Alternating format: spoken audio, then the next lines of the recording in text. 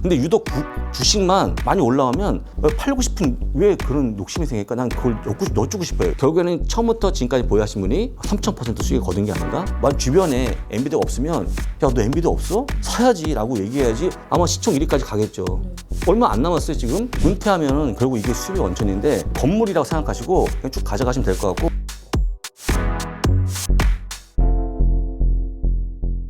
부사장님 별명이 장비디아라는 뭐 닉네임이 있으실 정도로 오래전부터 엔비디아 급등을 예측하셨다.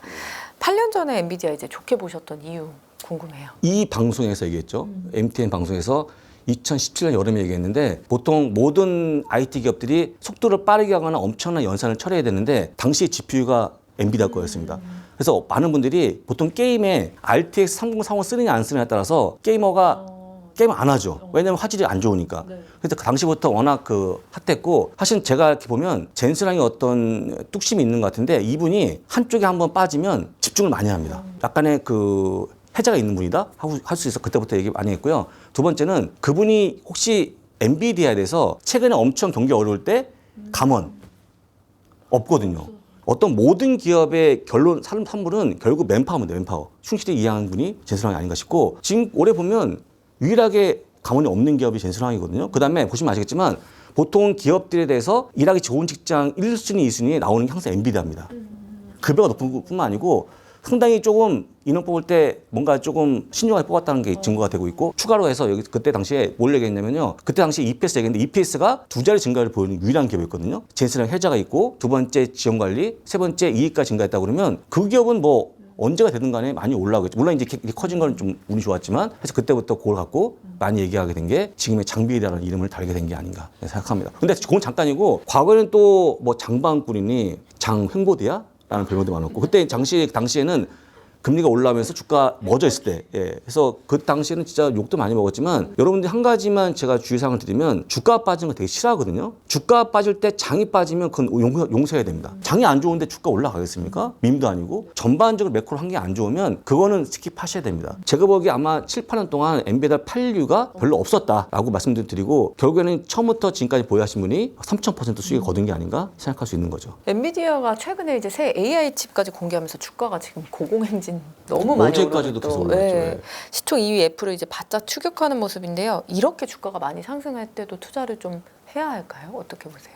이렇게 장사 잘 되는데 이 가게를 내가 계속 장사해야 될까요? 라는 말씀 드리는 건데 여기 여의도 여배에 가시면 잘 되는 그 국수집이 있죠. 국수집이 잘 되니까 팔아야겠다 생각을 아마 안 하실 것 같아요. 근데 유독 주식만 많이 올라오면 팔고 싶은 왜 그런 욕심이 생길까? 난 그걸 넣어주고 싶어요. 반대로 생각하시는 자체가 저는 이해가 안 되는 거죠. 이익이 좋고 1등 기업이고 30개 IB가 목표 주가 올리지 않습니까? 굳이 그걸 판다고 그러면 팔 이유가 뭐가 있을까요? 많이 올라온 거? 아마 팔면 엄청 누가 사가겠죠 금방. 차라리 만약에 권리금이 없고 뭐 그냥 쓰세요 하는 가게 가면 장사가 되겠습니까? 그 싼 거를 볼 게 아니고 미국은 집단지성 힘이 발휘되는 국가이기 때문에 오늘 당장 실적이 좋아지는 기업들, 주가 올라가는 기업들 무시하시고 같이 글로 가셔야 됩니다. 무조건. 그러니까 아까 지금 AMD가 차세대 경쟁 상품이 나오면 주가 빠지죠. 왠지 아십니까? 인텔이 가우디 3 나왔을 때 가우디 3가 얼마나 좋은지 모르겠지만 가우디 3의 기준점 뭐냐면 과거의 H100 버전입니다. 엔비디아에.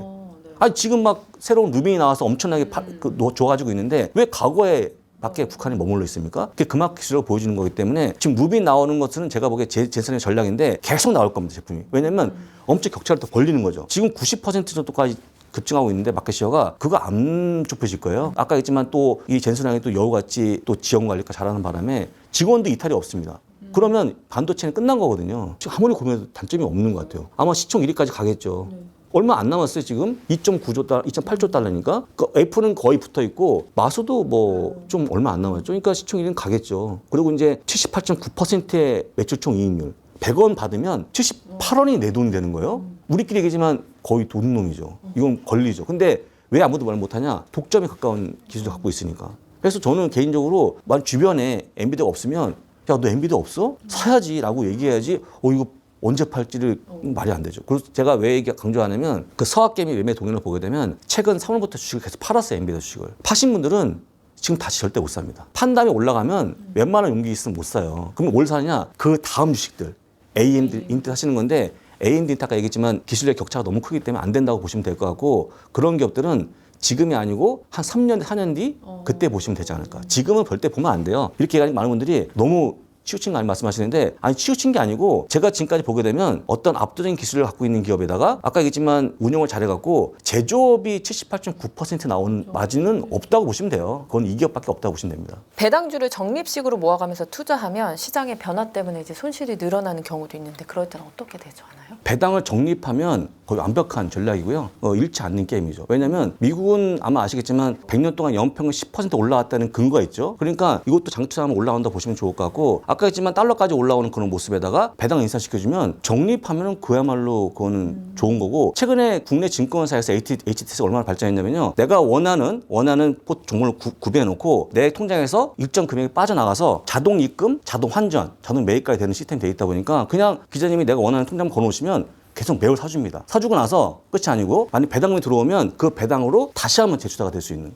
그런 거 하면 거의 잃지 않고 아마 스노우볼처럼 계속 굴러가면서 더 커지지 않을까 이익이 라고 보시면 되겠죠. 반대로 이제 배당주라도 성장주의 경우에는 배당률이 조금 낮아도 수익률이 크게 늘어나면 뭐 어떤 기준을 가지고 수익을 실현하는 게 좀 좋다고 보세요? 배당 종목은 팔면 안 되죠. 그냥 계속 가져가셔야 될 것 같고 종목 교체는 있을지언정 파시면 안 되는 게 아까 얘기했지만 은퇴하면은 결국 이게 수입의 원천인데 건물이라고 생각하시고 그냥 쭉 가져가시면 될 것 같고 수익률이 좋아도 그래도 갖고 있어야 된다는 얘기신 거죠. 수익률 좋을 때 더 가져가야죠. 그러니까 그 한국의 많은 분들이 그 많이 드시면 파시는데 그건 정말 짧은 거고 엔비디아를 다시 돌아가서 엔비디아를 지금 어제까지 보유하신 분들이 다 이익이죠? 다 이익이지 않습니까? 사상 최고치니까 S&P 500이 거의 다 많이 올라왔죠? 아마 거의 고점인데 다 먹은 거 아닙니까? 보유하신 분들이. 미국은 무조건 오래 보유하신 분이 마지막까지 수익을 가져가는 게 정석이기 때문에 팔 필요가 없다라고 말씀드리고 판다 그러면 배당을 삭감했다든지 아니면 이익을 증가시킬 만한 요인이 없다든지 실적이 빠진 게 외에는 파시면 안 되겠죠. 근데 더욱더 S&P 500 종목을 구성하시게 되면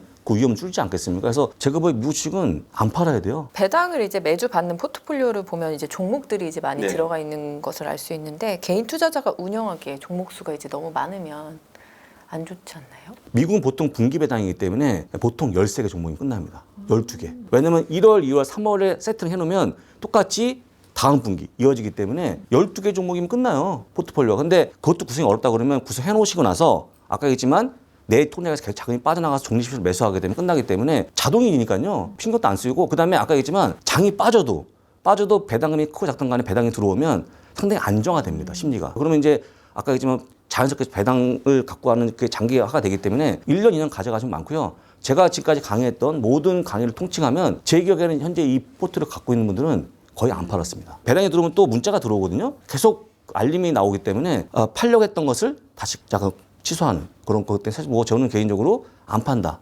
라고 보시면 될 것 같습니다. 개별 종목 투자 대신 배당 성장 ETF 슈드 모으는 분들도 계신데 슈드 투자는 좀 어떻게 보세요? SCHD죠. 사실 그거 얘기할 때마다 좀 미안한데 그건 좀 아닌 것 같아요. 왜냐하면 슈드가 나왔을 당시가 저금리 상황이에요. 저금리 상황. 저금리 때는 다 좋아요. 좋은데 금리가 올라가면 배당 투자에 재미가 없거든요. 근데 문제는 뭐냐면 그 슈드는 흔히 얘기하면 일드에 국한되어 있는 기업들이 많은데 펩시콜라 같은 게 있다 보니까 굉장히 고루하죠. 고루하고 어찌 보면 배당 이익이 커 보이지만 아까 했지만 일드의 차원이기 때문에 별로 안 좋아 보이는데 제가 보기에는 슈드는 과거에 적은 때 나왔던 상품이기 때문에 그때 국한된 상품이고 지금처럼 금리가 높은 상황에서는 맞지 않은 상품으로 분류가 되고 있고 오히려 지금은 성장이 따라와 줘야지만 좋거든요. 근데 슈드는 철저하게 방어 가치에 국한되기 때문에 재미가 없는 종목이고 1년 동안 투자했을 경우에 지금 주가 차익이 거의 없을 겁니다. 그러니까 그런 기업들은 좀 피하시고 올 성장이 포함된 배당 ETF 가시는 게 맞지 않나. 지금은 좀 달라지고 있는데 엊그제까지도 계속해서 나오는 게 뭐 가치니 배당인데 약간 듣기만 되게 지루하죠. 그래서 지금은 지루한 게보다는 성장이 가미된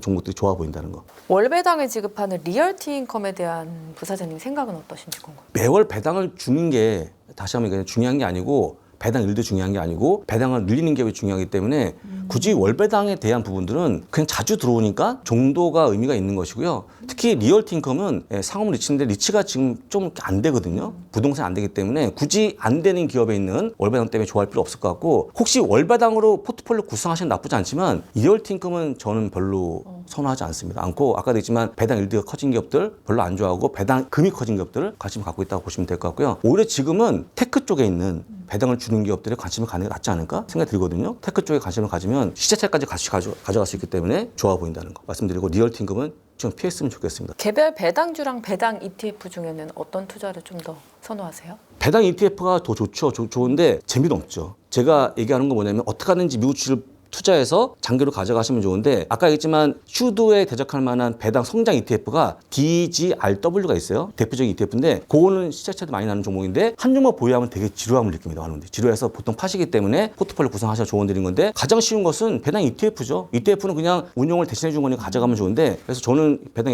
ETF 좋아하고 어쨌거나 중요한 거는 항상 ETF든 포트폴리오든 구성해야지 한 종목 찍는 것은 피하시라고 좀 조언드립니다. 배당주 종목마다 이제 금액이 다른데 포트폴리오 상에서 종목별 매수 비중은 좀 어떻게 가져가는 게 좋을까요? 무조건 배당은요 투자할 때 이퀄 웨이트라고 해서 동일 가중 방식 가져가야 됩니다. 배당을 내가 좋아하는 종목 엔비디아 좋아하니까 더 많이 태우는 거는 결국 아까 했지만 다시 리스크에 노출되는 거기 때문에 하지 마시고 각각 10만 원씩 혹은 100만 원씩 가져가는 게 제일 좋고요. 그렇게 하시면 편하고 그다음에 그렇게 하시면 내가 보통 운영할 때 전략적으로 살 수 있죠. 시가총액 가중 방식이면 큰 종목 더 태우는 건데 계산은 가능하시겠습니까?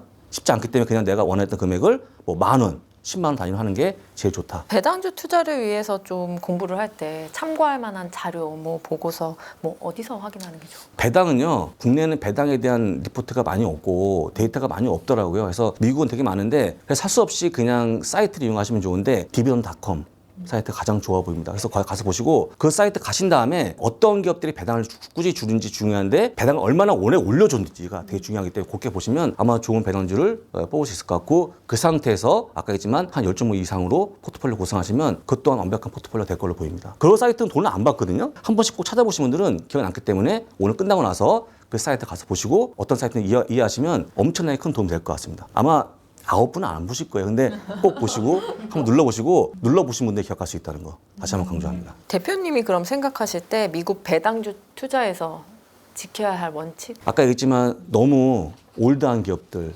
배당 수익률이 큰 기업들, 배당 일대 큰 기업들은 빼셔야 될 것 같고 엔비디아 배당을 주거든요. 엔비디아도 주는데 성장이 큰 기업이 가져가야 된다. 특히 국내에 배당 미국이 투자가 들어온 지가 20년밖에 안 된 국가에서는 너무 빨리 안주하기 좀 빠르고요. 은퇴보다는 조금 더 배당 성장주에 관심을 갖는 투자가 좋아 보이고 한마디 말씀드리면 배당은 처음에는 그렇게 수익이 크지 않습니다. 크지 않은데 종교에 보면 그런 얘기 있지 않습니까? 끝은 창대하리라.